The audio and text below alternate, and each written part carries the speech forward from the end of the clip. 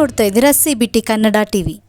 ಮಂಡ್ಯ ನಗರದ doctor BR Ambedkar ಭವನದಲ್ಲಿ ಮಂಡ್ಯ ಜಿಲ್ಲಾಡಳಿತ, ಕನ್ನಡ ಮತ್ತು ಸಂಸ್ಕೃತಿ ಇಲಾಖೆ ಹಾಗೂ ನಗರಸಭೆ ಮಂಡ್ಯ ಇವರ ಸಂಯುಕ್ತ ಆಶ್ರಯದಲ್ಲಿ 2024-25ನೇ ಸಾಲಿನ ವಿಶ್ವಕರ್ಮ ಜಯಂತಿ ಜರುಗಿತು.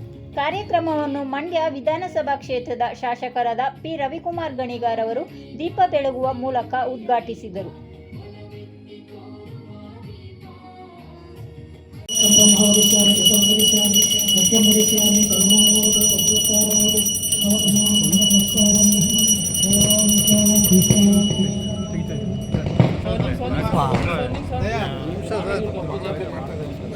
ಮಂಗಳಾರತಿ ಆಗಲಿ ಇನ್ನೊಂದ್ಸಲ ಆಗ್ತಾರೆ ಸರ್ ಮೈಕ್ ಕೊಟ್ಬಿಡಿ ಪುರೋಹಿತರಿಂದ ಮೇಡಮ್ ಮೇಡಮ್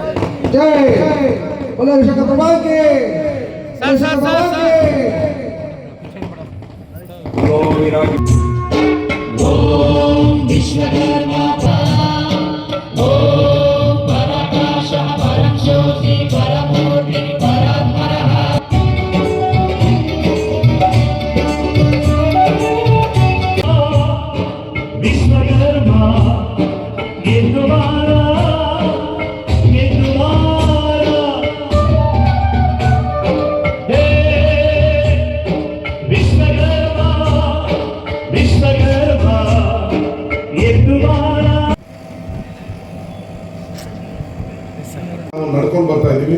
ವಿಶ್ವಕರ್ಮ ಜಯಂತಿಗೆ ಇವತ್ತು ಬರಬೇಕು ಅಂತ ನನಗೆ ಹುಷಾರಿಲ್ಲ, ಬರಬೇಕು ಅಂತೇಳಿ ಬೆಳಗ್ಗೆ 9 ಗಂಟೆಯಿಂದಲೂ ಕಾರ್ಯಕ್ರಮಗಳನ್ನು ಹಾಕೊಂಡು ಬಂದಿದ್ವಿ. ಅದೇ ರೀತಿ ನಿಮ್ಮ ಜಿಲ್ಲಾಧ್ಯಕ್ಷರು ಬಂದು ನಮ್ಮ ಸಮುದಾಯ ಭವನ ಕಟ್ಟೋದಕ್ಕೆ ಜಾಗ ಅಲರ್ಟ್ ಆಗಿದೆ, ಮೂಡದಲ್ಲಿ ಬಡ್ಡಿ ಮನ್ನಾ ಆಗಬೇಕು, ಅಸಲನ್ನ ಕಟ್ತೀವಿ ಅಂತೇಳಿ ಅವರೊಂದು ಬೇಡಿಕೆಯನ್ನು ಇಟ್ಟಿದ್ದಾರೆ. ನಮ್ಮ ಮೂಡಾಗೆ ಅಷ್ಟು ಪವರ್ ಇಲ್ಲ.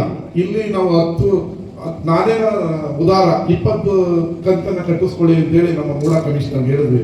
ಆದ್ರೆ ಅವ್ರ ಹತ್ರ ಪವರ್ ಇಲ್ಲ. ಸರ್ಕಾರಕ್ಕೆ ಈಗ DC ಅವ್ರ ಹತ್ರ ಮಾತಾಡಿದ್ವಿ. ನಗರಾಭಿವೃದ್ಧಿ ಇಲಾಖೆಗೆ ನಿಮ್ಮ ಪ್ರಸ್ತಾವನೆಯನ್ನ ಕಳಿಸ್ಕೊಟ್ಟಿದ್ದಾರೆ ಆಲ್ರೆಡಿ. ಆ ಫೈಲ್ ಎಲ್ಲಿದೆ ಅಂತ ನೋಡಿ ಸರ್ಕಾರ ಮಟ್ಟದಲ್ಲಿ ಇದೇನಾಗುತ್ತೆ ಅಂತ ಹೇಳಿದ್ರೆ, ನೀವು ಈಗ ಕೋರ್ಟಲ್ಲಿ ಕೇಸ್ ನೋಡ್ತೀರಿ, ಅಲಹಾಬಾದ್ ಕೋರ್ಟಲ್ಲಿ ಈ ತರ ಒಂದು ಕೇಸ್ ಆಗಿತ್ತು, ಈಗ ಹಾಕ್ಬೇಕಂತ ಇಲ್ಲಿ 10 ಕೊಟ್ರೆ ಇಡೀ ರಾಜ್ಯದಲ್ಲಿ ಆ ಕಾನೂನು ಅನ್ವಯಿಸುತ್ತೆ. ಮಂಡ್ಯ ಮೂಡದಲ್ಲಿ ವಿಶ್ವಕರ್ಮ ಸಮುದಾಯದವರಿಗೆ 10 ಭಾಗ ಮಾಡಿಕೊಟ್ಟಿದ್ದೀರಾ, ನಮಗೂ ಕೊಡಿ ಅಂತೇಳಿ ಇಡೀ ರಾಜ್ಯದಲ್ಲಿ ಕೇಳಿದ್ರೆ, ಅದರಿಂದ ಕಾನೂನಾತ್ಮಕವಾಗಿ ಏನೀಗ ಸಿದ್ದರಾಮಯ್ಯನವ್ರದ್ದು ಪಾಪ ನೀವು ನೋಡ್ತಾ ಇದ್ದೀರಲ್ಲ, ಅವ್ರು ತಪ್ಪಿಲ್ಲದಿರೋ ಮೂಡದಲ್ಲಿ ಏನಾಗಿದೆ ಅಂತ ಕಾನೂನಲ್ಲಿ ಏನ್ ಬರುತ್ತೆ. ಇದೊಂದು ಸಣ್ಣ ಸಮುದಾಯ, ಅಷ್ಟು ಕಟ್ಟು ಅಂತ ಹೇಳಿದ್ರೆ ಅವ್ರಿಗೆ ಕಟ್ಟೋಕೆ ಕೆಪಾಸಿಟಿ ಇಲ್ಲ, ಏನ್ ಮಾಡ್ಬೋದು ಅನ್ನೋದನ್ನ ಪ್ರಾಮಾಣಿಕವಾಗಿ ನಾನು ಪ್ರಯತ್ನವನ್ನ ಸರ್ಕಾರ ಮಟ್ಟದಲ್ಲಿ ಪ್ರಯತ್ನವನ್ನ ಪಟ್ಟು ನಿಮಗೆ ಅನುಕೂಲ ಆದ ರೀತಿಯಲ್ಲಿ ಮಾಡ್ತೀನಿ. ನಮ್ಮ ನಗರಸಭಾ ಅಧ್ಯಕ್ಷರ ಕೇಳಿದ್ರಿ, ಅಮರ ಶಿಲ್ಪಿ ಜಕ್ಕಣ್ಣಾಚಾರಿ ಅವ್ರನ್ನ ಅನಕೆರೆ ಬೀದಿಯಲ್ಲಿ ಒಂದು ಸರ್ಕಲ್ಗೆ ಆಲ್ರೆಡಿ ಪ್ರಪೋಸಲ್ ಆಗಿದೆ ಸರ್, ಅದನ್ನ ಇಡೋಣ ಅಂತೇಳಿ ಜನವರಿಯಲ್ಲಿ ನಿಮ್ಮ ಅಮರ ಶಿಲ್ಪಿ ಜಕ್ಕಣ್ಣಾಚಾರಿ ಅವರ ಜಯಂತಿಯ ದಿನ ನಮ್ಮ ನಗರಸಭಾ ಸದಸ್ಯರು ಕೂಡ ಅಧ್ಯಕ್ಷರು ಅದೇ ವಾರ್ಡ್ನವರಾಗಿರೋದ್ರಿಂದ ನಮ್ಗೆ ಯಾವ ತೊಂದರೆನೂ ಇಲ್ಲ. ಬೋರ್ಡಲ್ಲಿ ಅದಕ್ಕೆ ಅನುಮೋದನೆಯನ್ನ ಕೊಡಿ ಅಂತ ಕೇಳ್ಕೊಂಡಿದ್ವಿ. ಅದನ್ನ ಹೆಸರನ್ನ ಮುಂದಿನ ಜನವರಿ ಒಳಗಡೆ ಆ ಸರ್ಕಲ್ಗೆ ನಿಮ್ಮ ನೇತೃತ್ವದಲ್ಲಿ ಇಡ್ತೀವಿ. ನಿಮ್ಮ ಈ ವಿಶ್ವಕರ್ಮ ಸಮುದಾಯದಲ್ಲಿ ವಿದ್ಯಾವಂತರುಗಳು ಜಾಸ್ತಿ ಜನ ಬಂದಾಗ ಈ ಸಮುದಾಯ ಮೇಲ್ಮಟ್ಟಕ್ಕೆ ಬರುತ್ತೆ. ನಮ್ಮ ಸರ್ಕಾರ ಸಣ್ಣ ಸಣ್ಣ ಸಮುದಾಯಗಳ ಏಳಿಗೆಯಲ್ಲಿ ಪ್ರಮುಖ ಪಾತ್ರವನ್ನು ವಹಿಸ್ತಾ ಇದೆ. ಈ ಜನಾಂಗಗಳು ಸಮುದಾಯಗಳ ಜಯಂತಿಯನ್ನ ಮಾಡಿ ಅವರ ಜಯಂತಿಯ ಮೂಲಕ ಸಮಾಜದಲ್ಲಿ ನಾವು ಕೂಡ ಇದ್ದೇವೆ ಅಂತ ಎದೆ ತಟ್ಟಿ ಹೇಳುವಂತ ವಾತಾವರಣವನ್ನ ಇವತ್ತು ರಾಜ್ಯದಲ್ಲಿ ಹಲವಾರು ಜಯಂತಿಗಳನ್ನ ಸಿದ್ದರಾಮಯ್ಯನವರು ಘೋಷಣೆ ಮಾಡುವುದರ ಮೂಲಕ ಅದನ್ನ ಜಾರಿಗೆ ತಂದಿದ್ದಾರೆ. ನಿಮ್ಮೆಲ್ಲರಿಗೂ ಒಳ್ಳೆಯದಾಗಲಿ. ನಿಮ್ಮ ಸಮುದಾಯದ ಜೊತೆ ನಾನು ಇರ್ತೀನಿ. ನಾನು ಮತ್ತೆ DC ಅವರು ಇನ್ನೊಂದು ಕಾರ್ಯಕ್ರಮಕ್ಕೆ ಹೋಗ್ಬೇಕಾಗಿರೋದ್ರಿಂದ DC ಅವರು ಮಾತನಾದ್ಮೇಲೆ ಇಬ್ಬರನ್ನು ಕಳಿಸ್ಕೊಡ್ಬೇಕು ಅಂತ ಹೇಳಿ ನಾನು ಮಾತನ್ನ ಮುಗಿಸ್ತೀನಿ. ಧನ್ಯವಾದಗಳು. ನಗರಸಭಾ ಸದಸ್ಯರಾದಂಥ ಲಲಿತಾ ಅವರೇ, ನಮ್ಮ ನಗರಸಭಾ ಸದಸ್ಯರಾದಂಥ ಕುಮಾರ್ ಅವರೇ, ಶಿವಲಿಂಗು ಅವರೇ, ಈ ವೇದಿಕೆ ಮೇಲಿರುವಂಥ ಎಲ್ಲ ಸಮಾಜದ ಗೌರವಾನ್ವಿತ ಅತಿಥಿಗಳೇ, ಸುಧಾಕರ್ ಅವರೇ, ಆನಂದ್ ಅವರೇ, ಹಿರಿಯರೇ ಹಾಗೂ ಸಮಾಜದ ಬಾಂಧವರು, ವಿಶ್ವಕರ್ಮ ಸಮಾಜ ಬಹಳ ದೊಡ್ಡ ಸಮಾಜ. ಈ ಭೂಮಿ, ಈ ಜಗತ್ತನ್ನ ಸೃಷ್ಟಿಗೆ ಬ್ರಹ್ಮ ಹೇಗೆ ಕಾರಣನೋ, ಈ ಜಗತ್ತು ಹೇಗಿರ್ಬೇಕು ಅಂತ ಆರ್ಕಿಟೆಕ್ಟ್ ಅನ್ನ ರೂಪಿಸಿದವರು ವಿಶ್ವಕರ್ಮ. ಒಬ್ಬ ನನ್ನ MLA ಇದೊಂದು ಅಂಬೇಡ್ಕರ್ ಭವನ ಕಟ್ಟಬೇಕು ಅಂತ ಆರ್ಡರ್ ಮಾಡ್ಬಿಟ್ಟಿದ್ದೀನಿ. ಅದಕ್ಕೆ ಎಲ್ಲೆಲ್ಲಿ ಚೇರ್ ಬರಬೇಕು, ಕುರ್ಚಿ ಬರಬೇಕು, ಟಾಯ್ಲೆಟ್ ಎಲ್ಲಿ ಬರಬೇಕು, ಅಪ್ಸ್ಟೇರ್ ಎಲ್ಲಿ ಬರಬೇಕು ಅಂತ ಮಾಡೋರು ಇಂಜಿನಿಯರ್. ಹಾಗೆ ಇಡೀ ಜಗತ್ತನ್ನ ಸೃಷ್ಟಿಯ ಇಂಜಿನಿಯರ್ ವಿಶ್ವಕರ್ಮ. ಈ ವಿಶ್ವಕರ್ಮರು ಮತ್ತೆ ಬ್ರಹ್ಮ ಇಬ್ರು ಈ ಜಗತ್ತು ಎಷ್ಟು ದಿನ ಶಾಶ್ವತವಾಗಿರುತ್ತೋ ಅವತ್ತವರೆಗೂ ಜನರ ಮನಸ್ಸಿನಲ್ಲಿ ನೆಲೆ ನಿಂತ್ಕೋತಾರೆ ಅಂತ ಹೇಳಿದ್ರೆ ತಪ್ಪಾಗಲ್ಲ. ಯಾವುದೇ ಒಳ್ಳೆ ಕಾರ್ಯ ಮಾಡಬೇಕಾದ್ರೆ ವಿಶ್ವಕರ್ಮರು ಬೇಕು. ದೇವತೆಗಳಿಗೆ ದೇವಸ್ಥಾನವನ್ನ ಅವ್ರು ಕುತ್ಕೊಳ್ಳೋಕೆ ಮನೆಯನ್ನ ಕಟ್ಕೊಟ್ಟವರು ವಿಶ್ವಕರ್ಮ. ಇಲ್ಲಾಂದ್ರೆ ಬ್ರಹ್ಮ ಎಲ್ಲಿ ಕೂರ್ಬೇಕಂತ ಗೊತ್ತಿರಲಿಲ್ಲ, ಶಿವ ಎಲ್ಲಿ ಕೂರ್ಬೇಕು ಅಂತ ಗೊತ್ತಿರಲಿಲ್ಲ. ಹಿಂದೂ ಸಂಪ್ರದಾಯದಲ್ಲಿ ವೆಂಕಟೇಶ್ವರನ್ಗೆ ಎಲ್ಲಿ ಕೂರ್ಬೇಕು ಅಂತ ಗೊತ್ತಿರಲಿಲ್ಲ. ಏನ್ ರೋಡ್ ಕೂರಕ್ಕಾಗತ್ತಾ, ಮರದ ಮೇಲೆ ಕೂರಕ್ಕಾಗತ್ತಾ, ಫುಟ್ಪಾತ್ ಮೇಲೆ ಕೂರಕ್ಕಾಗತ್ತಾ? ದೇವ್ರಿಗೆ ನೀನ್ ಇಲ್ಲೇ ಕೂರ್ಬೇಕು, ನಿನ್ ದೇವಸ್ಥಾನ ಇಲ್ಲೇ, ನಿನ್ ಭಕ್ತಾದಿಗಳು ಇಲ್ಲಿ ಬರ್ತಾರೆ ಅಂತ ತೋರಿಸಿದವರು ವಿಶ್ವಕರ್ಮವರು. ಅವ್ರಿಗೆ ದೇವರಿಗೆ ಮನೆಯನ್ನ ಕಟ್ಟಿಕೊಟ್ಟವರು ವಿಶ್ವಕರ್ಮರು. ಅಂತಹ ಶ್ರೇಷ್ಠ ಜನಾಂಗ ಇದು. ಸಣ್ಣ ಸಣ್ಣ ಸಮುದಾಯಗಳು ಮೇಲಕ್ಕೆ ಬರಬೇಕು ಅನ್ನೋದು ನಮ್ಮ ಮುಖ್ಯಮಂತ್ರಿಗಳು. ವಿಧಾನಸಭಾ ಕ್ಷೇತ್ರದ ಮಾನ್ಯ ಶಾಸಕರಾದಂಥ ಪಿ ರವಿಕುಮಾರ್ ಅವರೇ ಹಾಗೂ ಈ ಕಾರ್ಯಕ್ರಮದಲ್ಲಿ ಭಾಗಿಯಾಗಿರುವಂತಹ ನಮ್ಮ ಮಂಡ್ಯ ನಗರಸಭೆಯ ಅಧ್ಯಕ್ಷರಾದಂಥ ಸನ್ಮಾನ್ಯ ಶ್ರೀ ನಾಗೇಶ್ ಅವರೇ, ಉಪಾಧ್ಯಕ್ಷರಾದಂಥ ಅರುಣ್ ಕುಮಾರ್ ಅವರೇ, AC ಅವರಾಗಿರುವಂಥ ಶಿವಮೂರ್ತಿ ಅವರೇ ಹಾಗೂ ವೇದಿಕೆ ಗಣ್ಯ ಮಹನೀಯರೇ ಮತ್ತು ವೇದಿಕೆ ಮುಂಭಾಗದಲ್ಲಿರ್ತಕ್ಕಂಥ ಎಲ್ಲ ಪ್ರೀತಿಯ ಸಾರ್ವಜನಿಕ ಬಂಧುಗಳೇ, ತಮಗೆಲ್ಲರೂ ಕೂಡ ವಿಶ್ವಕರ್ಮ ಜಯಂತಿಯ ಹಾರ್ದಿಕವಾದಂಥ ಶುಭಾಶಯಗಳನ್ನು ಕೋರಲಿಕ್ಕೆ ಇಚ್ಛೆ ಪಡ್ತೇನೆ. ಈಗಾಗಲೇ ಮಾನ್ಯ ಶಾಸಕರು ತಮಗೆ ತಿಳಿಸಿದಂತೆ ಏನು ವಿಶ್ವಕರ್ಮ ಜಯಂತಿಯನ್ನು ನಾವೆಲ್ಲ ಆಚರಣೆ ಮಾಡ್ತೇವೆ. ಇದು ಕೇವಲ ಒಂದು ಸಮುದಾಯದ ಜಯಂತಿ ಅಥವಾ ಒಂದು ಸಮುದಾಯದವರು ಮಾತ್ರ ವಿಶ್ವಕರ್ಮರನ್ನ ಆರಾಧಿಸಬೇಕು ಅನ್ನೋದು ತಪ್ಪು. ಯಾಕೆಂತೇಳಿದ್ರೆ ವಿಶ್ವಕ್ಕೆ ಗುರು ಮತ್ತೆ ವಿಶ್ವಕ್ಕೆ ಜನಕ ಆಗಿರ್ತಕ್ಕಂಥವ್ರು. ಹಾಗಾಗಿ ನಾವೇನು ಎಲ್ಲವನ್ನೂ ತಿಳಿದಂಥವ್ರು, ದೇವಲೋಕವನ್ನ ಸೃಷ್ಟಿ ಮಾಡಿರುವಂಥವ್ರು, ಸ್ವರ್ಗಲೋಕವನ್ನ ಸೃಷ್ಟಿ ಮಾಡಿರುವಂಥವ್ರು, ಮತ್ತೆ ದೇವತೆಗಳಿಗೆ ಯಾವ ರೀತಿ ವಾಹನಗಳು ಇರಬೇಕು ಅನ್ನುವಂಥದ್ದನ್ನ ಸೃಷ್ಟಿ ಮಾಡಿರುವಂಥವ್ರು. ಹಾಗಾಗಿ ಇಡೀ ಒಂದು ಸೃಷ್ಟಿಯ ಕರ್ತ ಬ್ರಹ್ಮ ಅಂತ ಏನು ಕರಿತೀವಿ, ಆ ಬ್ರಹ್ಮನಿಗೆ ಎಲ್ಲ ವಿಧವಾದಂತಹ ಸೌಲಭ್ಯಗಳನ್ನು ಒದಗಿಸಿಕೊಟ್ಟಂತಹ ಅವತ್ತಿನ ಕಾಲದಲ್ಲೇ ಏನು ನುರಿತವಾದಂತಹ ಒಬ್ಬ ವ್ಯಕ್ತಿ, ಒಬ್ಬ ಗುರು, ಮಹಾನ್ ಗುರು ಅಂತ ನಾವು ಕರಿತೇವೆ. ಸೊ ಹಾಗಾಗಿ ಎಲ್ಲರೂ ಕೂಡ ಅವರ ಒಂದು ಮಹತ್ವವನ್ನು, ಪ್ರಾಮುಖ್ಯತೆಯನ್ನು ಅರ್ಥಕೊಳ್ಬೇಕಾಗತ್ತೆ ಅಂತ ನಾನು ಹೇಳಿಕ್ಕೆ ಇಚ್ಛೆ ಪಡ್ತೇನೆ. ಇವತ್ತು ನಮ್ಮ ವಾಸ್ತುಶಿಲ್ಪದ ಬಗ್ಗೆ ನಾವೆಲ್ಲ ಮಾತನಾಡ್ತೇವೆ. ವಾಸ್ತುಶಿಲ್ಪದ ಬಗ್ಗೆ ನಾವೆಲ್ಲ ಮಾತನಾಡುವ ಸಂದರ್ಭಗಳಲ್ಲಿ ಬಹುಶಃ ಮೊದಲ ಏನು ಇಡೀ ಜಗತ್ತಿನ ಏನು ಮೊದಲ ಇಂಜಿನಿಯರ್ ಅಂದ್ರೂ ಕೂಡ ತಪ್ಪಾಗ್ಲಿಕ್ಕಿಲ್ಲ. ಯಾಕೆಂತ ಹೇಳಿದ್ರೆ ವಿಶ್ವಕರ್ಮ ಅವರು ಅವತ್ತಿನ ಕಾಲದಲ್ಲೇ ವಾಸ್ತು ಹೇಗಿರಬೇಕು ಅನ್ನುವಂಥದ್ದನ್ನ ಮೂಲ ಪರಿಕಲ್ಪನೆಯನ್ನು ಹುಟ್ಟುಹಾಕಿರುವಂಥದ್ದು. ಅದನ್ನು ನಾವೀಗ ಸೈಂಟಿಫಿಕ್ ಆಗಿ ನೋಡ್ತೀವಿ.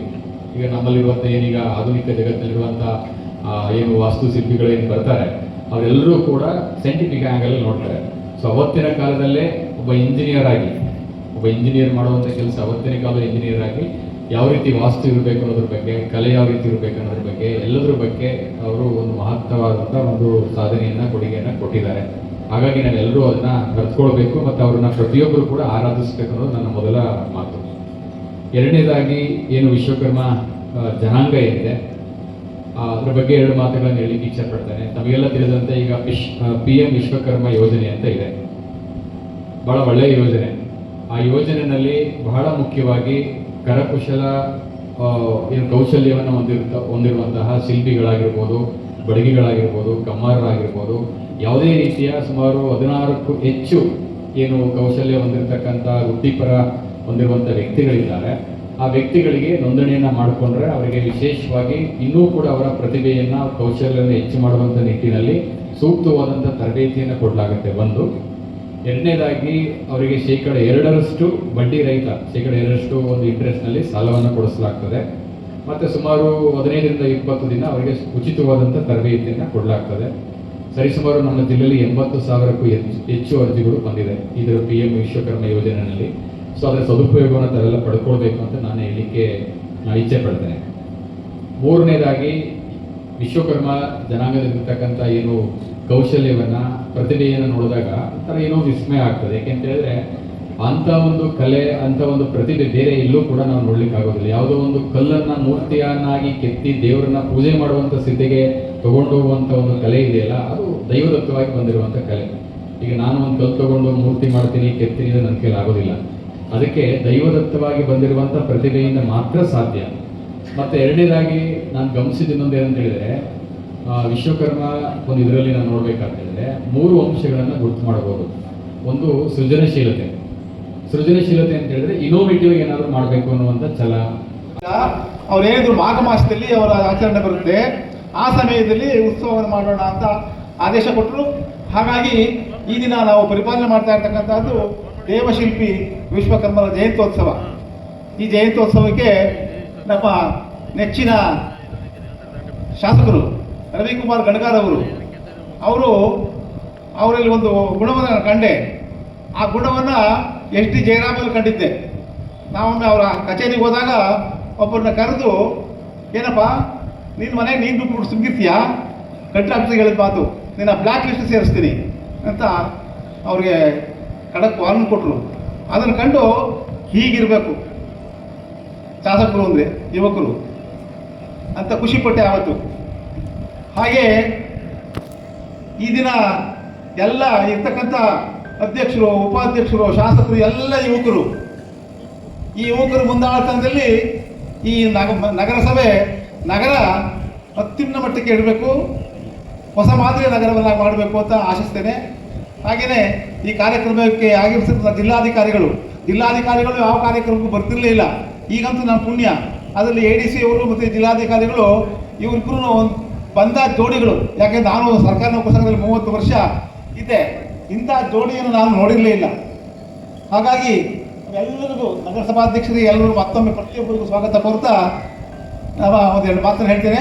ಮತ್ತು ಈ ಹೇಳಿದಾಗೆ ಈ ವಿಶ್ವಕರ್ಮೋತ್ಸವವನ್ನು ಮತ್ತೆ ನಾವು ಫೆಬ್ರವರಿ ಮಾಹೆಯಲ್ಲಿ ದೊಡ್ಡ ಮೆರವಣಿಗೆ ಜೊತೆಯಲ್ಲಿ ಆಚರಿಸ್ತೇವೆ, ಉತ್ಸವ ಮೂರ್ತಿಯನ್ನು ಮೆರವಣಿಗೆ ಮಾಡ್ತೇವೆ ಅಂತ ಹೇಳ್ತಾ, ಜೊತೆಗೆ ಪ್ರಾಸ್ತಾವಿಕರ ಜೊತೆಗೆ ನಮ್ಮದು ಸ್ವಲ್ಪ ಬೇಡಿಕೆ ಇದೆ. ಮತ್ತೊಮ್ಮೆ ನನಗೆ ಅವಕಾಶ ಸಿಗಲ್ಲ ಅಂತ ಕಾಣುತ್ತೆ ಶಾಸಕರ ಮುಂದೆ. ಹಾಗಾಗಿ ಒಂದೆರಡು ಬೇಡಿಕೆ ಈಗಾಗಲೇ ಅವರು ಮನದಟ್ಟು ಮಾಡಿದ್ದೀವಿ. ಅವರೇನೆ ನಗರಸಭೆ ಕಮಿಷನರ್ಗೆ ಆದೇಶ ಕೊಟ್ಟರು. ಆದರೆ ಅವರಿಂದ ಏನು ಆಗಲ್ಲ. ಅದೇನಿದ್ರು ಏನು ಕಮಿಟಿ ಇದೆ, ಕಮಿಟಿ ಮುಖಾಂತರ ಸರ್ಕಾರಕ್ಕೆ ಹೋಗಿ ನಮ್ಮ ಬೇಡಿಕೆ ಈಡೇರಬೇಕು. ಆ ಬೇಡಿಕೆಯನ್ನು ನಮ್ಮ ಶಾಸಕರು, ಯುವ ಶಾಸಕರು ಈಡೇರಿಸ್ಕೊಟ್ಟಂಥ ಆಶಾಭಾವನೆಯಿಂದ ಅವರಲ್ಲಿ ಮನವಿಯನ್ನು ಮೊದಲು ಮಾಡ್ತಾ ಇದ್ದೇನೆ.